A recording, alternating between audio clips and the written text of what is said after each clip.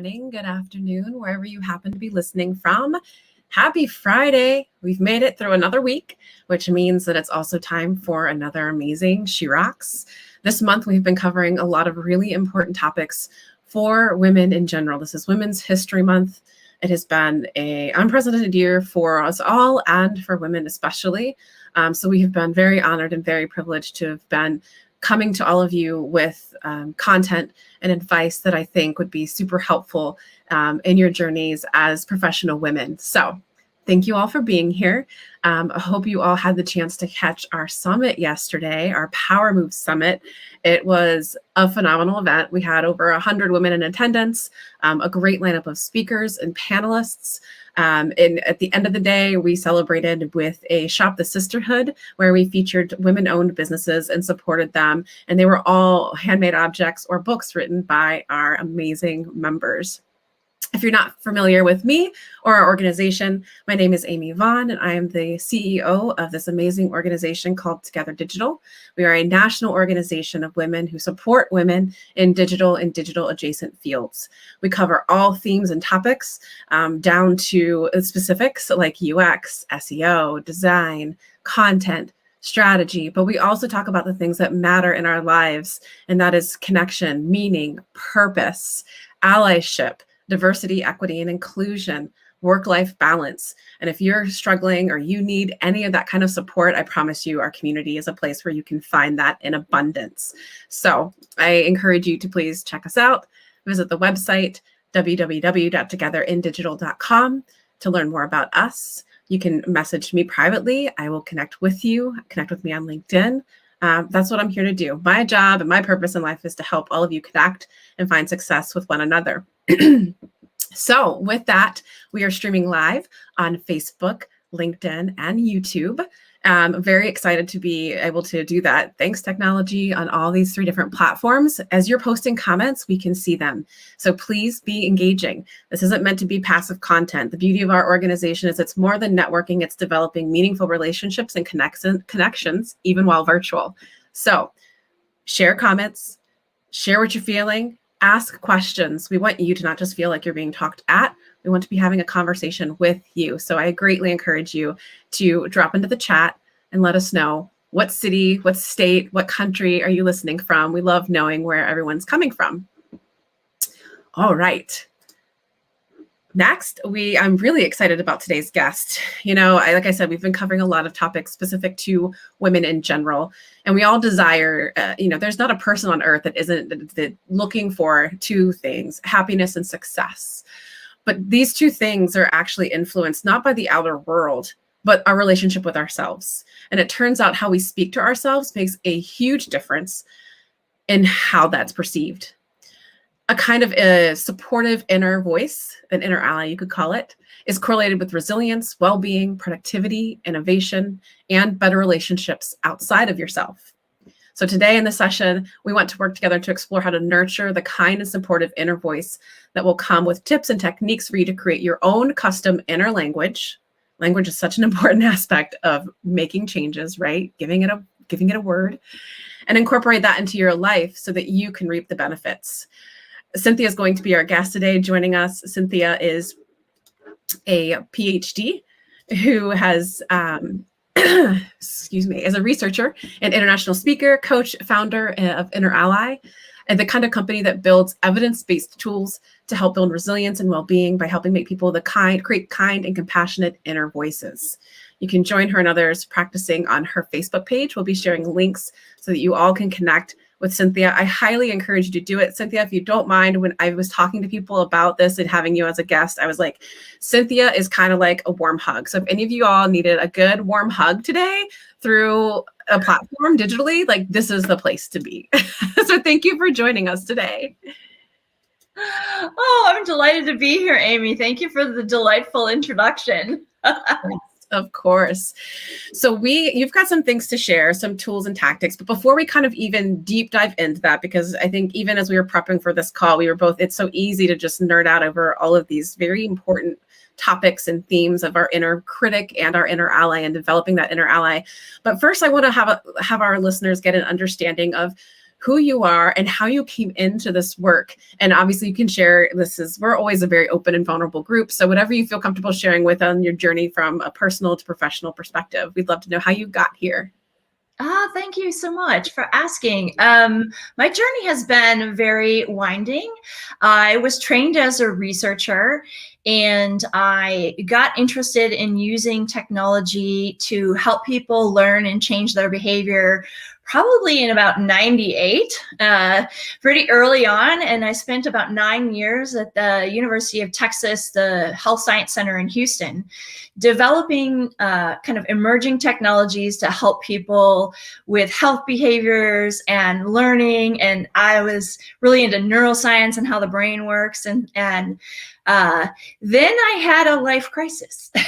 I went through a period of really great loss that was precipitated by a divorce.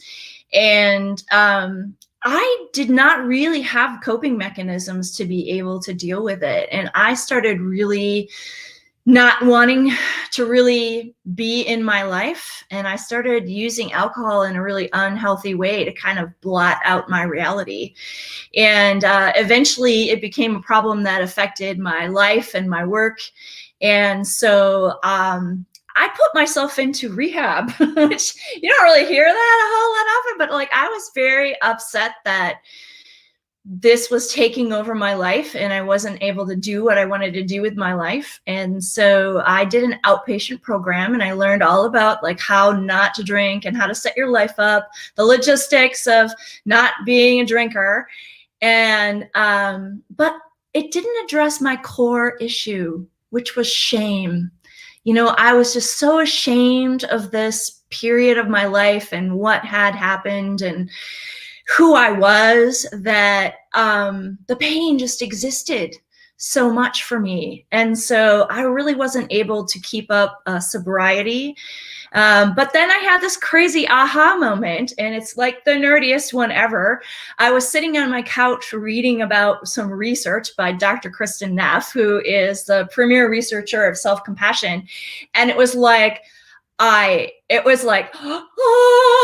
I still kind of get goosebumps from it, because it was like, oh my gosh, this is so clearly what I have been missing in my life. Like, I didn't really even realize that you could be kind to yourself.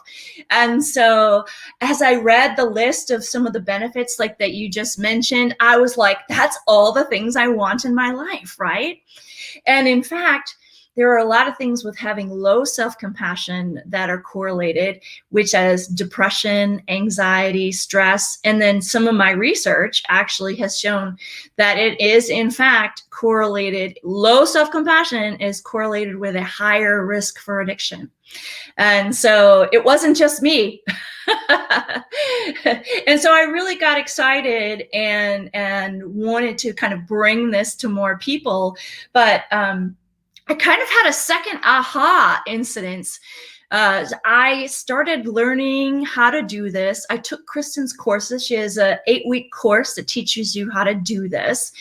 And I read her book. I read all her research articles. Like, I thought I had it going on, right? And I'm sitting in like the last part of teacher training. The only thing I had to do after this was my hours, right? And Kristen begins to tell us this story, and I recognize it because I'd already read it in her book. She is in the store. I think she's in Trader Joe's. And at the time she's with her son, and her son is autistic, and he was probably about 10 at the time. And he has a full-on meltdown. You know, one of those where like screaming, kicking, red face on the floor, you know, the other shoppers are looking at you like, oh, like, are you beating your child? Like what, you know, like a horrible moment, right, for her. And she, in middle of class in teacher training, she modeled her self-compassionate behavior for me and everyone else. She put her hands on her heart and she just said, oh, darling, this is so hard. I'm so sorry you have to go through this. And I remember thinking, what? You can talk to yourself like you're allowed to talk to yourself? Like, I had no idea. And like, this was like the second aha that created my company, InnerAlly, and the whole process that I've developed to help guide people to understand they have an inner voice, analyze it, and then work on shifting it so that it's really there to support you. That is so wonderful. Every time you tell me that story of Kristen and her standing in that moment, I get a little teary because it's so true. It seems like such an obvious thing, but once you start to become cognizant and aware of how you talk to yourself constantly, the positive versus the negative is, becomes abundantly clear. And I think that awareness is like a great place to start. And always modeling that behavior is the best way to really teach it to others, that self kindness and compassion. I think I heard a similar story because we're both into meditation and mindfulness, I know, where I think it might have been, I don't remember what I was listening to. It was probably the Calm app or something Thich Nhat Hanh, because I love everything he does. And they were talking about a mindfulness teacher that was getting up there, and he was getting on in years and had dementia, was like early stages of dementia, and just really was having a hard time getting up in front of the group and remembering what he was meant to say. And so he got up there and he just stood there and he said, afraid, forgetting. And he just started articulating out loud those words that he was feeling, and then using those words and those feelings to overcome what he was feeling. They're just like the rest of the room just watched in awe as he modeled that behavior of self-compassion out loud to them. It is such a powerful, powerful thing. So I'm excited to get to that point of like, how do we change that inner critic into the inner ally? But first we were wanting to start maybe to talk about, where does this start, especially for women, because that tends to be the majority of our audience here. But where does this inner critic begin for us and for women in particular? Well, oftentimes your inner critic is unanalyzed, right? We haven't really looked at it and dissected it. Mm-hmm. And if you haven't done that, then it's really likely that you've kind of unconsciously inherited it. Mm-hmm. And most likely it comes from your early childhood caregivers. Maybe it's your mother, or, it could be a teacher, or any of those kind of early childhood folks that you're interacting with when you're young. Mm-hmm. And the voice could kind of come two different ways depending on what your experience has been. One is like very overtly. So if you had somebody in your life was like, you can't go out of the house looking like that, or, you are such an idiot, right? Like some children experience that kind of abuse. Yeah. And in that case, you pick that up. And sometimes we really internalize that, and we don't even recognize that we're saying it to ourselves anymore, because it's just part of like who we are. Mm-hmm. The second way that it can happen is even more unconscious, I believe. And that is, we are experiencing a caregiver or someone who we love treat themselves unkindly. Mm-hmm. And so we can't see inside other people's heads, which is why doing this process, like, that's why I've developed tools, right? Because I made it to, I don't know, age 40 or something before I was like, what? Other people have a different inner voice than me. Right. So the second one is that you develop that same inner voice. And so, like, for instance, my mother was very critical of her appearance. Mm-hmm. And so I definitely created an inner voice for myself unknowingly.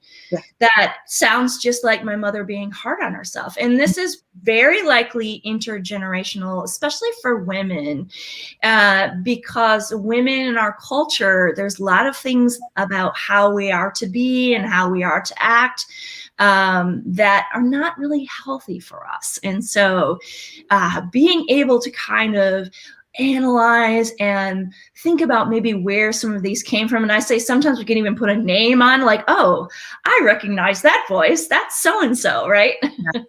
Yes. Yeah, I agree. We were sharing stories too in prep for today's conversation. And I was sharing with Cynthia, I heard this tip of like really trying to externally identify those voices and kind of investigate the source. And sometimes it is just the seeds of self-doubt, imposter syndrome, things like that, which we'll definitely get to.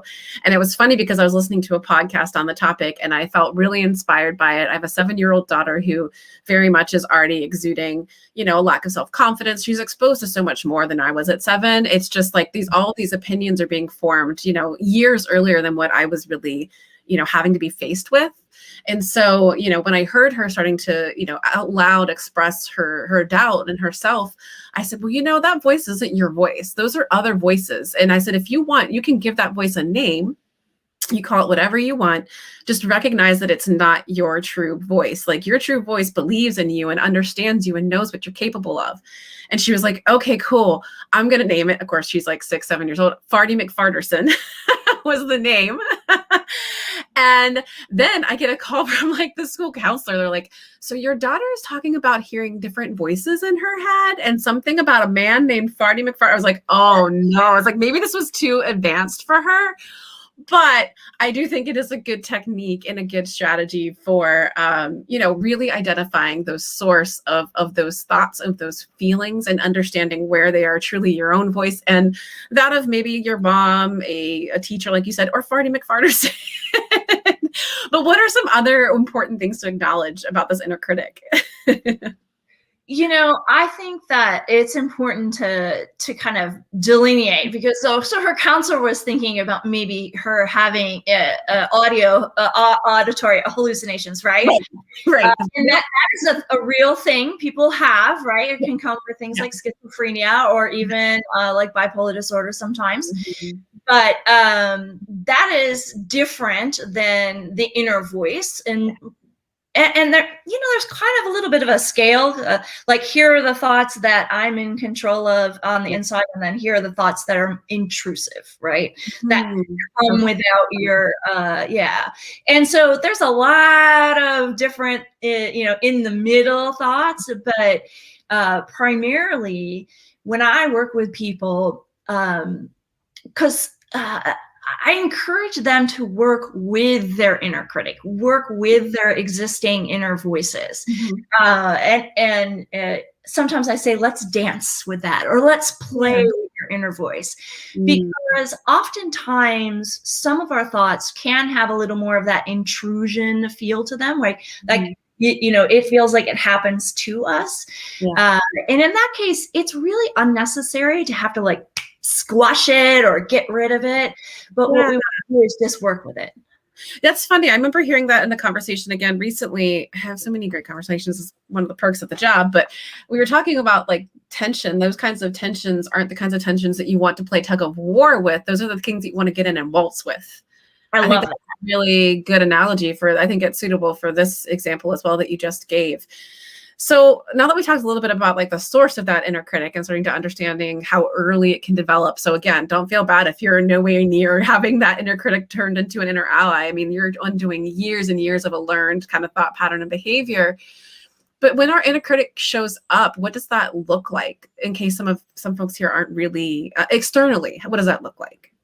Well, and there's a range, right? There's a percentage of people who really don't identify with an inner voice. They have more like inner images or inner feelings. And so, but typically, people have an inner voice, an inner critic, and the places that it shows up, it tends to show up when you're taking a risk, like starting a business or any kind of like thing that you're doing, starting a new marketing campaign, you know, starting a blog post or you know, whole a new way of getting your voice out there. So anything that involves any kind of risk like that, your inner critic will come in and be like, oh, who do you think you are? Right? Like start mouthing off. Another place where the inner critic typically shows up is if you screwed something up. And so this can be as simple as like you said something to a friend that wasn't super eloquent, you know, maybe a little hurtful, or you screw something up at work, you make a mistake, you know, and that's another place where the inner critic really is like, oh, you know, you just don't have it together, or you don't know what you're doing. And everybody's inner critic sounds a little bit different, right? Because it's based on our own experiences. No, that makes a lot of sense. I think that swirl is real. That tailspin, actually, I heard it described as this tailspin recently as well. And it's just one of those things that I think stopping and slowing down to acknowledge when you're in a tailspin is so important from an internal perspective, but then also for how that shows up externally. I think one of the other things we talked about, and man, the mom guilt became real when we were talking about the fact that, you know, the way that you judge yourself, those who care about you, love you, look up to you, assume that you judge them with that same venom. That was like, oh, so again, being a person who's usually fairly externally focused, as opposed to, I'm getting better at being more internally focused. I do take into consideration, you know, how that inner critic shows up for those that I love, because it might make me not show up as whole as I could or should be for them, you know, by not taking that time to, show up for myself. You know, I don't want my daughter to care. Like you said, we have to break that cycle for our daughters and our daughter's sake. It's very helpful, right? And I think that, you know, when I use the word self-compassion, it's not just me, but many people have a negative reaction to it. And we've documented this in the research literature, particularly when we were working to raise self-compassion in nurses. And what we know is that people have a variety of reactions to it that are not true and not accurate. One is that it feels like you're being weak. If I'm nice to myself, I'm weak. But in fact, the research shows that you become more resilient, which couldn't be any more opposite. One of the things is that if I'm really kind to myself and I put myself first, then I'm selfish or narcissistic. And that is absolutely not true, because we know, this is why we work with caregivers with self-compassion, is that if you care better for yourself, you care better for others, right? Yeah. And so there are all these places where self-compassion, you know, people kind of get it wrong. And so like your first reaction to being kind to yourself may actually just be inaccurate. And so what we found with the nurses in that study was that they needed to go through kind of I call them the myths of self-compassion, to be able to kind of get their head around, like, okay, this is good for me to do. Like, this is going to work for me. Because sometimes people like go like, oh, you know, that sounds nice, Cynthia, but that sounds like for somebody else, not for me, you know? No, that's great. That's, you know, that makes so much sense. I can only imagine, you know, caregivers, especially. I was for only 6 months a certified nursing assistant in a nursing home, and it's such it's emotional, mentally, and physically taxing work that caregivers do. And I love that you're working with them specifically, because I think of, you know, a lot of people in our society, first responders, caregivers, and things like that are essential to like know how to stop and take care of themselves, because they give so much to others in all shapes and forms. So that's great. Now that we kind of know the impact of this inner critic and what it can have on ourselves, but then also on others, what are some ways in which we can start to change that critical voice into that of an ally? Well, I think one of the things is to really get in touch with what your own core emotional needs are. And so what do I mean by that? When I say the word need, I am not talking about being needy, like, oh, you know, that friend calls me all the time, she's so needy. That's not this kind of need. I'm talking about the need, like human needs. And so like we need shelter, we need to drink water. On the same level, for us to be able to thrive emotionally as humans, we need to understand what emotional needs we need to nurture for ourselves. And so one of the things that I did was tap into a body of work called schema therapy. And in this research, they looked at a whole bunch of people who came into therapy. This was therapy for things like borderline personality disorder or bipolar disorder. So pretty kind of heavy hitting, you know, disorders. What they found, they were using cognitive behavioral therapy, which is like a classic talk therapy if you go to a psychologist. And it wasn't really working. Jeffrey Young, who developed this, noticed that they had like these maladaptive behaviors, and he could kind of put them in different sets or a schema of buckets of how people were doing behaviors that were not benefiting themselves, right? And so what he found is that if he actually defined those and then began to address those in addition with the cognitive behavioral therapy, he had better outcomes with these patients. And so when you look at the maladaptive behaviors, they tend to be things like addiction, or being too attached in a relationship. There's a whole variety of them, and they really kind of correspond to some of your early childhood experiences and maybe what you didn't get. Yeah. And so the inner allies, this kind of set of characters that I've developed, and I've got like my little cards here. We made them into characters. So each of the inner allies, and we'll take a look at, like, this is the grandmother, woo, and her superpower is nurturing. And so I have like 16 of these cards, and so roughly there's about 16 or so of these buckets.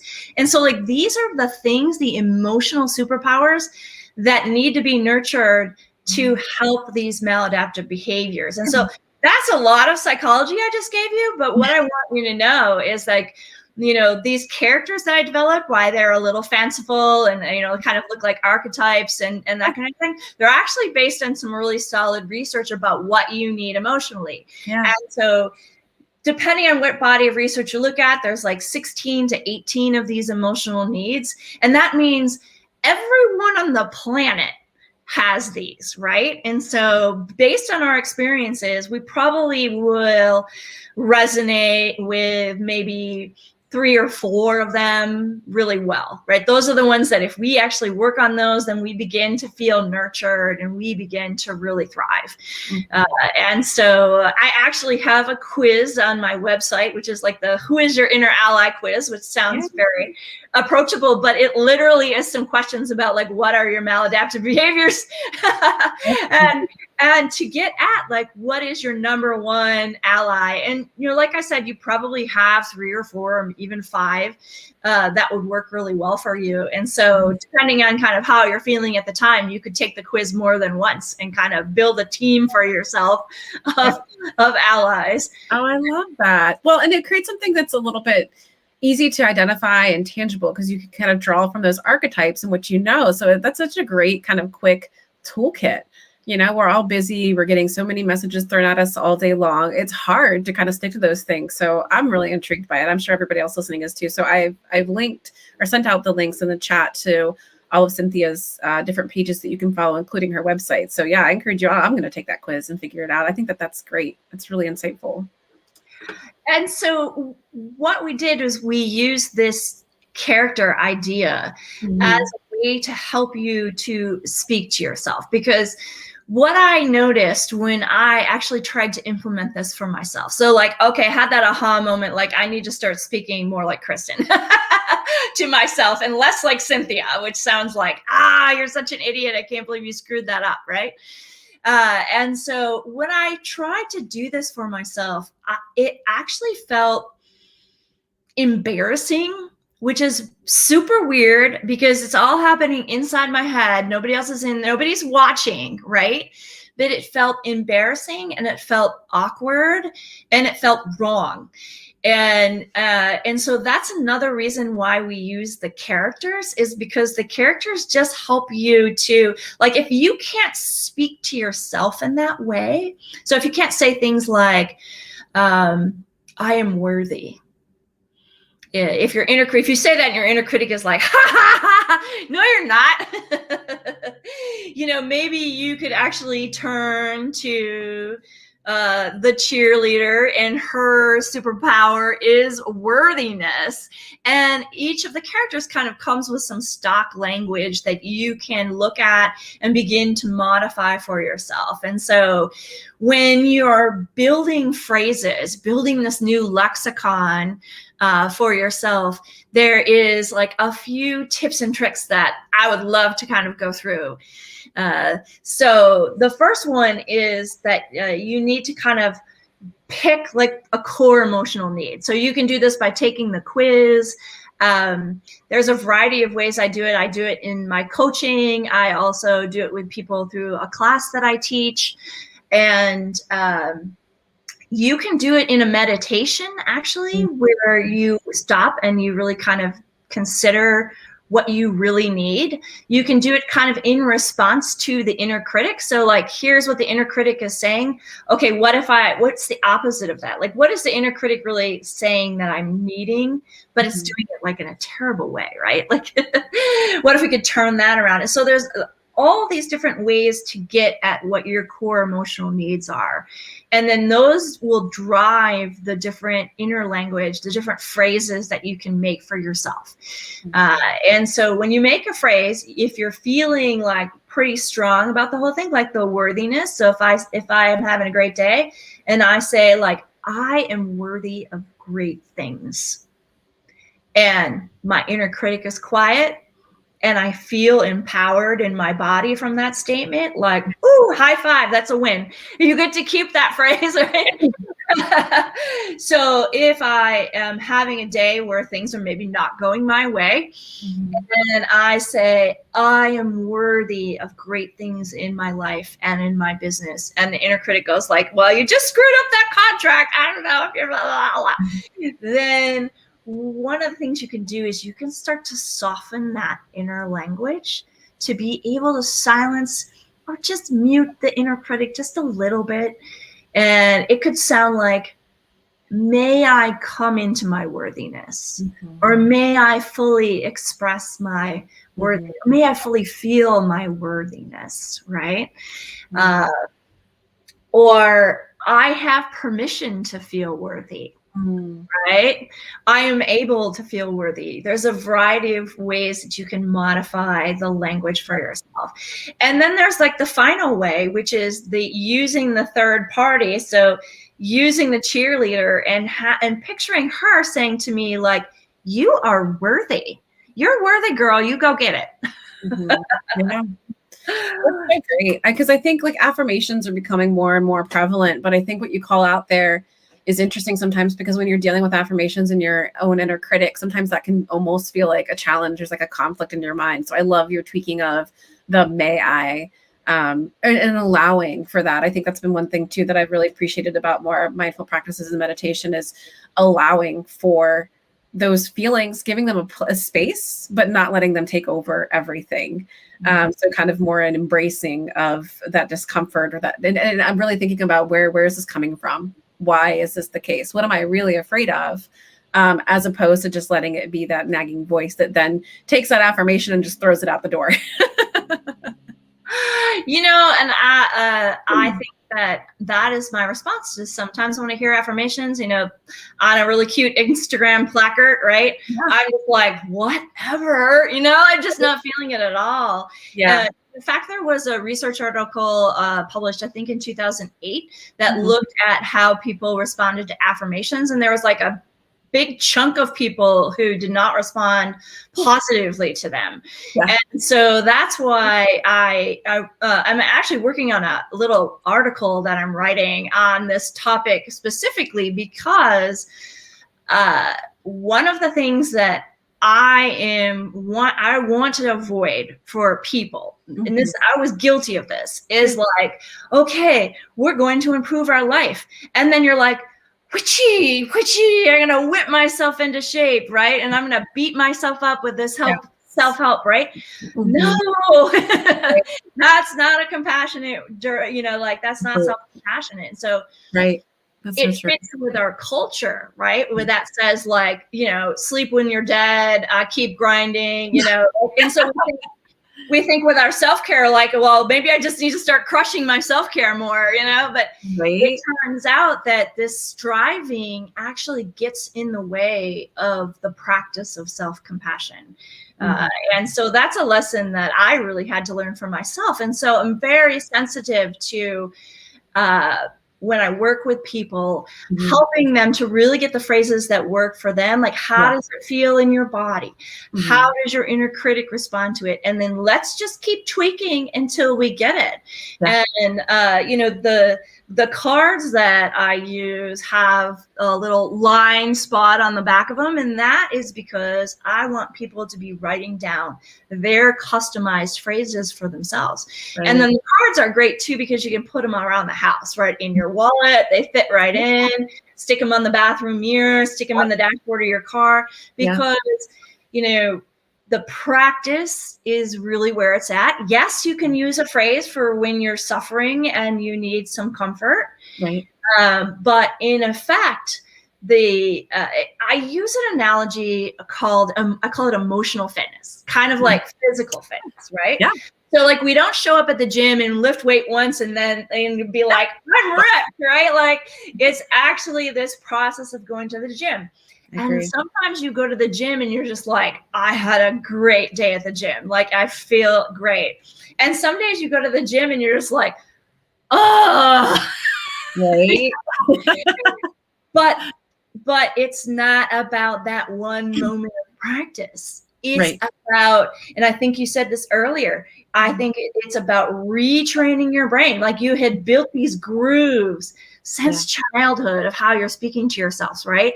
How do we create new grooves? Well, it takes all that practice. And so I love coming up with like clever ideas to make it fun, put it in your path so it's easy to do, because the more that we do it, we're really retraining ourselves and we're fundamentally changing our relationship with ourselves, which is how we're really going to get all those amazing benefits.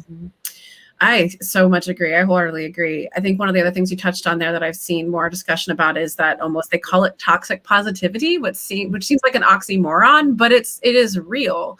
And it's one of those things where I do think one of the easy mind traps it is to fall into is this all or nothing thinking of that I'm going to start changing this inner voice and inner critic. And I loved your gym analogy. I'm going to go bench press, 250 pounds one time and I'm going to walk away completely ripped and fit, able to do it. No, like you're going to fail a few times, but you have to keep showing up. You have to keep doing it in order to obtain that mental fitness to show up for yourself. And even then, like you said, there's going to be days like I will sit and meditate, and sometimes I do guided meditation. I will have been so lost in my own thoughts. I've lost the voice of the person that was even talking guided meditation, and I don't berate myself. I just go back to my breath. In the beginning I did, but I can tell you like the journey will stop for you as soon as you fall into that trap again. So you kind of have to, you're right. You have to keep at it. Well, and you bring up another excellent point, something that this self-compassion is really good for. So you can begin to kind of retrain your inner voice. What we know from the research is that people who are good at being kind and supportive to themselves, they're better at creating new habits for themselves and sustaining them. And so the research looked at things like smoking, starting an exercise plan. I'm trying to remember, starting a new eating plan. And so, so often these are the ways that we want to change our lives. We want to be physically healthy, but then we bring in this voice to the equation where it's like, oh, you're going to try this again, you're just going to fail, and it's like, because it happens on the inside of our head, I think maybe we just discount how powerful it is. We, and we just are like, well, this is just how it always is. When I start a new exercise program, my inner critic is a real. Yep. No, I agree. But there's another way. Like there's another way to do it. No, it's effective. Right. Exactly. Yeah. So it's a process, y'all. Don't think it's going to happen overnight. Rebecca had a question for us. She said, thanks for the advice so far. Any extra advice for people who grew up with a very religious set of parents and a strong emphasis on self-sacrifice, guilt, and shame? Sure. Self-sacrifice can be very good, right? Because it is a skill that we can employ to be able to help others around us. And the thing that we know is that if you do only self-sacrifice, you're just going to burn yourself out. You're going to have compassion fatigue. You're going to get overwhelmed, and you're not actually going to be helpful to other people. And so it is It is challenging. So like, say if you were raised in a Christian home, this idea of selflessness, and particularly in the Christian culture of how it's like propagated as like what the women are supposed to be doing, right? The women's job is to take care of other people, which is great. But here's what we really know. We know that if you're in an airplane and the oxygen starts to drop and you pull the mask and you start putting it on your children and you're starting to get woozy and you pass out, you're going to die and your kids are going to die of lack of oxygen because you need to put your mask on first. So I'm sure you've heard analogies for this, like you have to fill your cup to be able to give. And so these analogies are real, because we can really burn ourselves out. Like we can get into depression and anxiety to where we're not functional. And so it's really important for you to take care of yourself. And that is how you can be like the best Christian that you can be, where you're giving to your community and you're caretaking of your family. If you don't take care of yourself, you're not going to be as good at that. Yeah, you can only give what you have. You can't deplete your own resources and then expect to be a resource for others. I'm seeing that she's got a second part of that question, which is around shame and guilt. Yeah. I do want to say a little bit about that, because shame and guilt are two different concepts. Often in our culture, they're woven together and we use them interchangeably. Yeah. But one is what we call pro-social. So guilt can be pro-social. Shame is not pro-social. So like it's damaging. And what do I mean by guilt is pro-social? So you probably may not want to hear this, but like the reason that your parents guilt trip you is because they want you to change your behavior to be a better person. And so if you take it out of the context of your parents, and let's just say you did something and you accidentally hurt someone's feelings. If the inner voice says like, oh my gosh, I can't believe I did that. Oh, I feel so terrible. I hurt their feelings. That is a guilt voice. And one of the things that it does is it can activate you to go into action. And so apologizing, making reparations or amends, these types of things are excellent ways for you to go into action as a result of feeling bad, feeling guilty about something, right? Now there's the other side, which is the shame side. And so if you say something, you hurt somebody's feelings, and then your inner voice says, I am a horrible person. Mm-hmm. I am a terrible friend. Do you hear the difference between those two? Like I said something that hurt their feelings. I did something that was not great, right? This is, I am a bad friend. I am a bad mother. So the shame is you're personalizing it to yourself. Mm-hmm. Now we know this is not pro-social. It will not drive you to action to actually fix the problem. What it'll do is it'll drive you into isolation. Mm-hmm. And so one of the things, if you've obviously inherited this voice from your parents, thanks parents. But what you can do is you can tease apart these two concepts for yourself and see how you are talking to yourself inside your own head. Because like newsflash, like they're not actually here. Your parents aren't. We're just recreating them in our heads, right? And so we have some autonomy, and we can take a look at like, oh, okay, so that's guilt language. Well, then what is that telling me I need to do? Like, what do I need to do to fix this? Right. Let's do it, right? Versus the shame, which is that's where you can come in with an inner ally. And that's where you come in with some level of self-forgiveness. Like, I'm a human, I screwed this up. A little self-compassion. Brene Brown, who is like the premier researcher in shame and vulnerability, right? She says that self-compassion is like the elixir to shame. Mm-hmm. And so the more that you can learn to speak to yourself in a kind and supportive way, the less you're going to have to suffer with shame. And so, like I said, when I had this experience, my core inner language was all shame-based. And I had no, I just thought that that's how everybody felt on the inside. I didn't know any better. And so, yeah. Oh, that's so eye-opening. I love that. Yeah. It's like shame is self-inflicted suffering, whereas guilt is going to help lead you to resolution. So do you think that's a useful or helpful way? I don't want to be drawing any correlations that aren't necessarily true, to say that if you are feeling a sense of shame, when you evaluate that outside of self-compassion, acknowledge that guilt you feel. And if there is something either for yourself or for someone else that you need to kind of take action on, is that like a way to start to absolve some of that shame, would you say? Absolutely. Right. And I think if you look at some of the really good parenting books, what they do is they really distinguish between these two things when you're disciplining your children. Right. And so when your child screws something up, you don't say you're a bad person. Right. You say you did a bad thing. Right. And so this is the same type of language we need to begin to use with ourselves. And so, it may be real legit, like you screwed that up, Cynthia, like you really, and I literally just had to apologize to somebody yesterday. And the cool thing is that like now I'm like, bam, I'm like really quick turnaround. Like it was 2 or 3 minutes before I was like, oh, that wasn't, that might have hurt their feelings. And I'm going to see if I can't, make sure that they're sorted. That's so great. Well, I think that comes to like a good example of how we can put this inner ally voice into action to help others, or to help ourselves, but also others. How can we start to help others find their inner ally? Well, I think the best way to help anybody else is to always work on yourself. That's not a very glamorous answer, because it does require the work and the practice.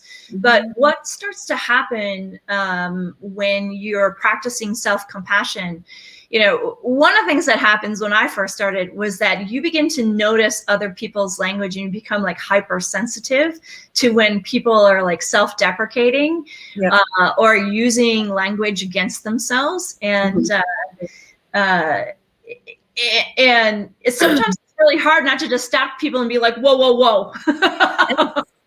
I want you to back up there because what you just said isn't true, No, I agree. I think kind of squashing the behavior or calling out the behavior just as much as we would want to call out the behavior when we hear somebody make a sexist or racist remark. Like, I don't think it's all that different. Like, that's where a lot of that guilt and shame and hatred stems, is really more within. So I think when you call those things out, as hard as it might be, because non-confrontational as a person as I am, like really in a lot of ways, you're doing yourself and them a favor, because they're modeling a behavior. And by you sitting there just listening and taking it in, it's not helping, it's just perpetuating. So I think that's really fair to call it out. I was kind of curious about your thoughts about self-compassion in the workplace. How can or how will that start to show up for some of those who are listening now that are kind of going through this journey of trying to work on their inner critic and turn it into an inner ally? And how can that start to reveal itself at work, or maybe there's ways that they can support their organization or encourage their organization to help others make this a meaningful conversation? That was like 3 questions in one. Yeah, I do work with businesses. And so I have been brought in before to do like a team, as part of like a team building day, where I'll do a section on like what the power of how being kind to yourself can help you in work and life type of a thing. And I think there is quite a bit written about self-compassion in leadership and compassion in general in leadership. I'm not the expert in that particular arena, but what I do know is that if you can begin to practice some of these things for yourself, what happens is, one of the things that's most delightful that happens is that you begin to become a little less reactive. And this is also something that happens in the practice of meditation and mindfulness. You begin to become a little less reactive, and then self-compassion adds this additional layer of like emotional understanding, where when somebody says something at work that really fires you up, right? Like, and this will always happen, right? just because we become really good at self-compassion doesn't mean the world is going to stop crapping on us, right? Like, unfortunately. that just happens, right? Like, but you know, there is a little equation, which is suffering is equal to resistance times pain. Okay. And so suffering, we all know what that is. It's like, oh, this is so painful, right? Mm-hmm. Pain, this is what the world delivers, right? Like, we all have bodies and we're on the earth as humans, and therefore we have suffering. We have physical suffering, we have emotional suffering, Mm-hmm. and you can't get out of it. Like, some people maybe have a better luck in life than others, but like, we all have suffering. You don't get away with it. So the other thing that's in there is this resistance. And so this is where self-compassion can be really helpful. So here's resistance. Okay, something happens to you at work where you get, say, a bad review. Mm-hmm. Right? And so you're driving home from work and you're thinking about that bad review and like what the implications are. And you're like, that's really painful. Mm-hmm. And then you start layering things on, like, gosh, I'm such an idiot. Like, I should have thought about that ahead of time. I should have seen this coming. Blah, blah, blah, blah, blah. Mm-hmm. And so if suffering is equal to resistance times pain, you just added a lot of suffering to your equation that you did not have to do, right? And so theoretically, if suffering equals resistance times pain, if you drop your level of resistance to 0, you actually could eliminate your suffering. And so in rare instances, you see people who are able to do this, like for instance, like the yogis who can go out and like sit in snow and meditate, like they don't suffer, right? And you also see like people who have learned to control physical pain as well. Like, if maybe they're in cancer treatment and they've learned methods of working with their own mind to lower this level of resistance, because it's like pretty impressive how much suffering we put on ourselves, right? Like, 100%. Oh my goodness, that's so true. I love that equation. I'm going to hold on to that one for sure. And it's really ironic because I use the Calm app for my morning guided meditations, and this morning was on aversion, and the quote at the end of the day was, "Do not flee from it. It is your aversion that hurts, nothing else." I was like, that's resistance. Exactly. You got it. And there's a lot of ways to resist, right? We can push towards it really hard, or we can run away from it, or we can pretend it's not there. Like, those are all like equally going to add to that level of suffering.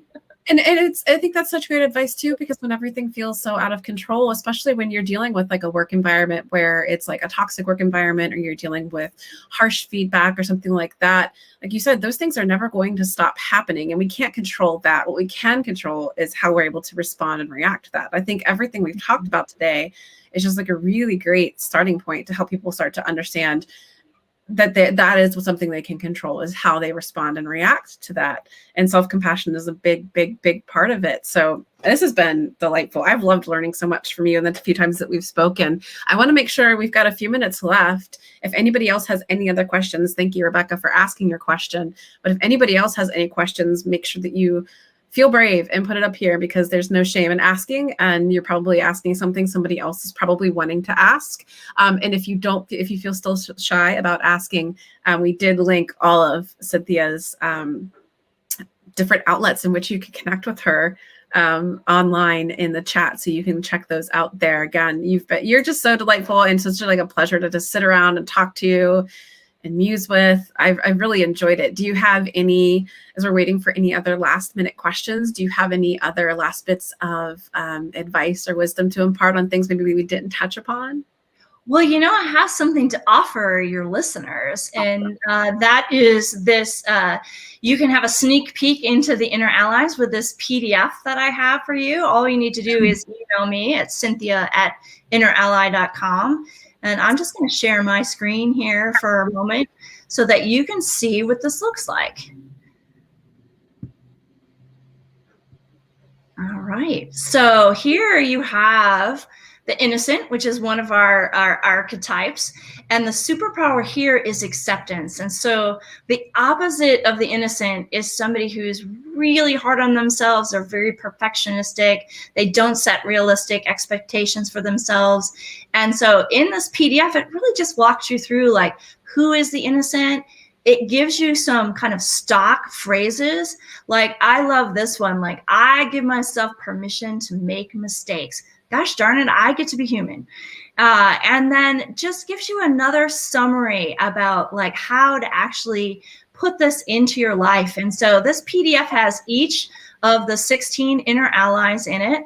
And I would just be delighted to send this out to your listening community, because this is a tool that you can use right away for yourself. And what's great about the inner allies is that they come with this kind of stock language, because one of the things that I had trouble with was like, I just couldn't put the words together. Like, I didn't feel confident enough to do it. And I didn't feel like I had permission to do it. And so having, that's why I created this tool. Like, I needed this tool. Yeah, right. No, believe me, same thing here. I think I was telling you before we even got on here, I was like, or no, actually I was talking with a business mentor of mine. I was like, I love our group and our organization so much. And I know I love it because I need it just as much as our members do. But that's always like the best reason to begin something like this. Your journey, your experience, and everything you share with us, especially at the beginning with like your talk about like addiction and things like that. That was just, I appreciate you being open and vulnerable with us on that. Like, that's just tremendous. Well, I'm happy to.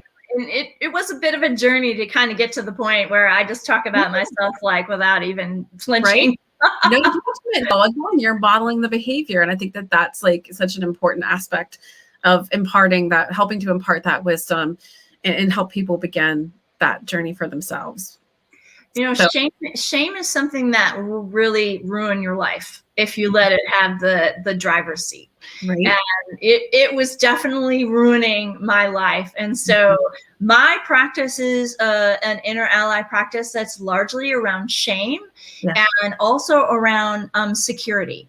Those are some of the things that I work with in myself. And so it's an ongoing practice because these things are so ingrained in us from childhood, right? Oftentimes when we're really stressed, we think we've got something licked, right? But then when we're really stressed, it'll poke its head up and be like, hello. Yes. Yes. I'm your inner critic. I still have this to say. Right. Yeah. I mean, that's when we fall back, right? That's when we default to those old habits. You're right. We do. And that's when having these tools is so important. And also, I have that Facebook group. Another thing that's really important is to be able to normalize it with other people, talk to other people about it, because I guarantee you, like, if you're brave enough to share, or you're vulnerable and share like what your inner critic is saying, all kinds of other people are going to identify with it. Even if you think it's the most like random specific thing, it's just not, we like to, our brains will tell us that if we're in shame, that what's happening for us is totally unique and we're the problem, we're broken. But what happens when we listen to that is it leads us into isolation. Yes. And so that is a lying voice. And so if you could reach out in community, and like our Facebook group is a great place to do that. I'm always posting little inner ally phrases or things that are relevant for people who are working on their inner voice. That's wonderful. Oh, thank you so much. I hope all of you that were listening today found this insightful, helpful. Email Cynthia at cynthia@innerally.com in order to get your PDF. Visit the website, take your test, and find out which of the caricatures or the cards are yours, your allies that you need. Let's keep this conversation going. As all of you know, all of our members have access to our Slack community. Cynthia, we've offered you 3 months to be in there as well, hang out with us and continue this conversation. Again, we love having resources and support like yours to kind of help. Again, I know this is a big concern and issue and topic and theme for us as women. So it's definitely something I want to keep the conversation going about so we can all show up better for one another. So everybody, thank you all. I'm excited for next week. Next week, we're going to be, what are we talking about next week? I am blanking. I'm having a Friday brain between the summit yesterday and everything. We're going to be back next Friday, as we always are every Friday. I I was getting them mixed up. We were talking about launching, that was April, not March. We've gotten so many She Rocks guests lined up. We're like all the way into April now, which makes me, I'm over the moon about, but it's hard for me to keep everyone and everything straight, especially after a summit. But it's going to be really, really awesome. We're talking with Sarah B. Oh yeah, we're talking with Sarah B. And it's going to be talking about being the only and how leveraging your difference and your diversity as opportunity. So it's going to be a bit of a DEI conversation. And again, like I said, we've got loads coming up every Friday. But if you're ever interested in either being a guest or you have a guest that you'd want to recommend, reach out to me. Members, you know how to find me pretty easily, or you can message us at info@togetherindigital.com. Until then, Cynthia, thank you again for joining us. It was a pleasure spending the afternoon with you. Thank you so much, Amy. Awesome. Everyone, take care and have a good weekend. Bye.